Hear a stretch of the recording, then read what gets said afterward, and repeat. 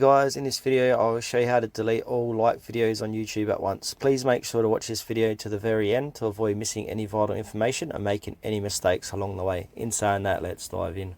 Alright, first thing you need to do is head over to your YouTube app and then click onto your profile and then click onto the gear icon, and then where it says your data in YouTube, click into that. Click onto your email account that you want to delete, and then scroll down, and where it says manage your YouTube watch history, click into that, and then interactions, click on that, and under video interactions where it says video likes and dislikes, click on that,